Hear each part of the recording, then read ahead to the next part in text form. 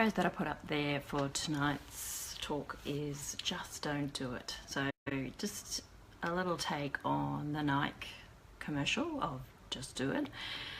So saying no, it can be a really, really hard thing for some people to do. You know, you get people asking all sorts of things like, can you look after my dog for me? Can you paint the house or help me paint the house? Oh look, I've got all these people coming over and you're such a good cook. Can you cook that lasagna for me? And, you know, it's all well and good to help people out. Obviously that's what we're wired to do. You know, we're social creatures, and very much we rely on the assistance of others, and we rely on, I guess, that feeling of belonging. So when we start to help others, we get a good feeling as well, and we're socialized that way. Our parents, well, most parents bring you up to be kind and generous and help other people. That's part of socializing as human animals, and in so doing, when we say no, quite often we have very intense negative emotions, and that's a big reason why we end up doing all these fundraisers at school and bridal showers and baby showers and hens parties and housewarmings, and the list goes on. We seem to get suckered into a whole range of things that then leave us feeling a bit resentful and even a bit angry at times, because we're then putting our things to the wayside, because obviously every time you say yes to something, you're actually saying no to something else. Even if you don't realize it at the time, you are saying no to something else, because ultimately we all have very limited time. We have the same amount of time in every day, 24 hours, and we all get the same. So it's a valuable commodity, and it's something that's irreplaceable. You can't get it back. So you need to be a little bit more selective for your own happiness, for your own health, in what you say yes to. When you get asked for help, our natural urge, as I said, is to help, because that's the way we've been socialized, and we're social creatures. So if you hear a baby crying, it's natural, you know, you want to go and help. Or if you hear or see someone who's hurt, naturally you want to go and help them. Or someone who's just really down and out on their luck. It's definitely an admirable quality to want to help people, but it's really important to know where your boundaries are. Hi Sofwin. It's essential that you know what you want to say yes to and what you want to say no to ahead of time, because ultimately if you don't know what you don't want to do, you're going to end up burnt out, because you'll just say yes to helping all these people and then you won't be putting priority on your own things. So in order to set boundaries, that can be a really hard thing for some people to do. It all boils down to a lot of things, from self-worth, that people feel that they won't be liked if they don't do these things, that a friendship is almost reliant upon you doing certain things for people, that they won't like you for you if you're not doing things for them or giving things to them. Now, boundaries, you have to choose what your boundaries are. That's the first key thing. Then you have to tell them, you declare what your boundaries are, and you have to enforce them. And that's where the hard part is, you know. Hey Tom. It can be really tricky to enforce them if it's not something that you've usually done. And little simple things, and they might sound silly, but get in the practice of saying no. So little things like if you're out to dinner and the waiter asks if you want dessert, say no. If what's another one? You can even go to the mirror and just no thank you, no, I'm so sorry, no, I simply can't. Get in the practice of saying it, because if you don't say it on a regular basis, it can feel really odd to have to actually say it to somebody. So as I said, saying no elicits very negative feelings for a lot of us. You can feel guilty, you can feel embarrassed, you might feel like, if it's a work colleague, you might feel like they think that you're not pulling your weight, that you're not a team player, that you don't care, that you're being lazy. So we don't want to feel like this. We don't want anyone to think that we're that way. Hi Andrew.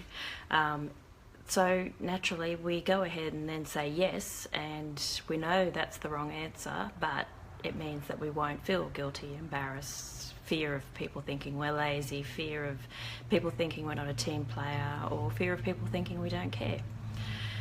So what are the benefits when you start to learn to say no? The benefits are that you start to feel empowered.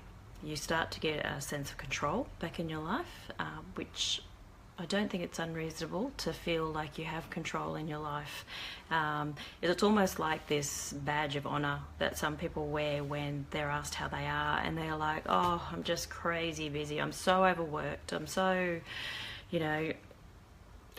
exhausted, blah, blah, blah. And it's almost like, a badge of honour, and it shouldn't be like that. We need to be able to prioritise ourselves and understand that that's not a selfish thing. Because once you prioritise yourself and your health, then you will be a better version of yourself. You'll find that you're more tolerant. So if you have children, you'll find that you're more tolerant with your kids, with your partner, at work, whatever it is that you do. When we feed our soul, when we spend time looking after ourselves, whether that's through prayer, meditation, starting a regular exercise routine, you have to learn to pay yourself first. If you don't, then 9 times out of 10 it's your health that's going to suffer. And you hear this all the time. As you know, I'm a nurse, and you hear it all the time when people have had a heart attack, where their health has just brought them to a screaming halt because they've done way too much, said yes to way too many things that they shouldn't have, and all of a sudden the body just says, not going to happen, too much, you need to stop, you need to slow down, you need to look after this body. And that's when it hits them, like they don't have a choice. Then they say, you need to make time for yourself, you need to learn to relax, you need me time. But try not to get in that situation yourself, so that you're not pushing yourself to a point where you're saying yes to so many things, you're not giving time to your own needs. And I guess if you're not sure what you want to say yes and no to, a good indication is just that you're feeling a little bit overwhelmed, you're feeling a bit frustrated, or probably they're the biggest ones as to why you're starting to say yes to too many things. Or if you're feeling resentful is another classic one.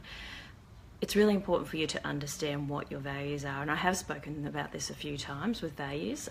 It's obviously a very big thing for me, but it's really important to know what your core values are and also what the priority list of them is, because when you know what your values are, you start to live in alignment with those values. You start to make decisions about where you invest your time, where you invest your energy, and where you invest your money. And that will help you to determine what you want to say yes to and what you want to say no to. So say you value family. So, you look after yourself first, make sure that your health is looked after, make sure that your emotional health is looked after so that you've got quality me time. You schedule date nights with your partner. You might even schedule play dates with your kids because life gets busy, but you want to have fun time too. So when you've placed in all those commitments, if there's time over and above that, then you have the option to say yes to things. But, you don't have to say yes to, every request, every demand, invitation, obligation, favour, an opportunity. Like, you can say no, and most importantly, it has to be something you want to do. One of the big reasons as well that we get very guilty and embarrassed and fearful of rejection and a whole range of things is because we presume the other person judges us, but majority of people don't judge us anywhere nearly as harshly as we think they do. And most people, once they get a no, if they genuinely need help with something, they're going to go on to somebody else to ask for help. So, try not to feel like the buck stops with you and that there's no other option for this person, because there's always options. There's 7-8 billion people in the world, and I'm sure in their small circle of friends, there's a lot of people that have the ability to help them. So if it's not fitting in, with your priorities as far as where your values sit, the decisions you make about using your time, which is a commodity that you can't get back. It's irreplaceable, so you need to use it wisely. So you want to make sure that you're looking after your time, your energy and your money. If you've got spare time over, fantastic. You help where you can. But the biggest thing is try not to presume that the other person is judging you as harshly as they are, because most of the time they're not. You know, they may huff and puff a little bit if you're someone who's always done stuff for them, but like I said about setting boundaries, you have to be very clear about what your boundaries are. You have to declare them and you have to enforce them, and simply by repeating the phrase often is enough. When somebody asks you to do something, you say, no, sorry, I can't. No, sorry, I can't.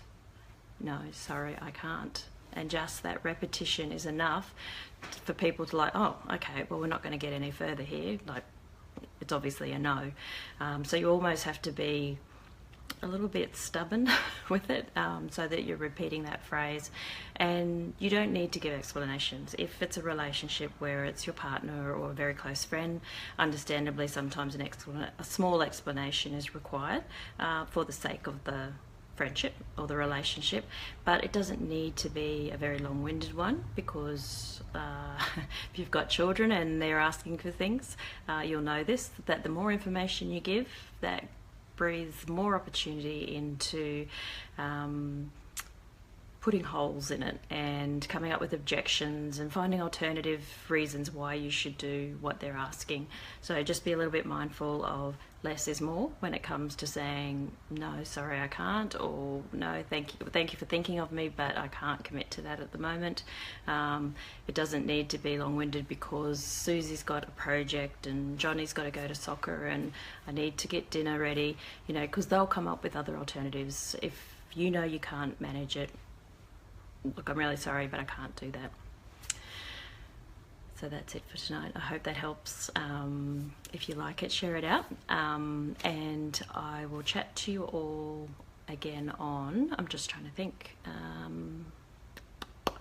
I may or may not get to you on Friday. I'll do my very best because I'll be down in Sydney. So just depending on flight times and arrival and everything, but I'll certainly do my best to jump on, and I look forward to seeing you all next time I'm on, and have a great day tomorrow. Thanks. Bye.